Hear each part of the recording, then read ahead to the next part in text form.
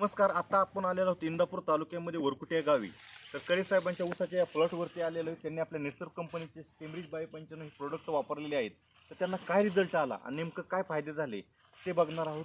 करे साहेब, आमच्या शेतकरी बांधवांना ओळख करून द्या तुमची. माझं नाव अमोल ज्ञानदेव करे, राहणार वरकुटे बुद्रुक, तालुका इंदापूर, ही जिल्हा पुणे. जिल्हा तर पुणे. ही औषधं कुठली वापरली, कशी वापरली आणि त्याचा तुम्हाला फायदा काय झाला? टिंब्रीज बायो 99, परत NPK शेत.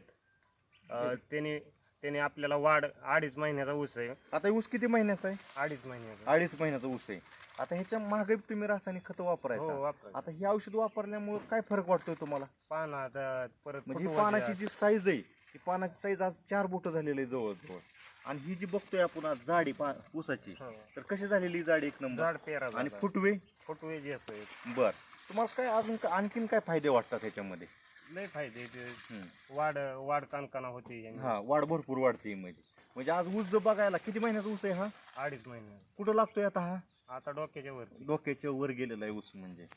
बरं, जे आमचे इतर शेतकरी रासायनिक खतं वापरतात, जमीन नापीक होती, खर्च वाढतो, तर त्यांना काय सांगाल तुम्ही शेतकऱ्यांना इतर की जैविक बद्दल?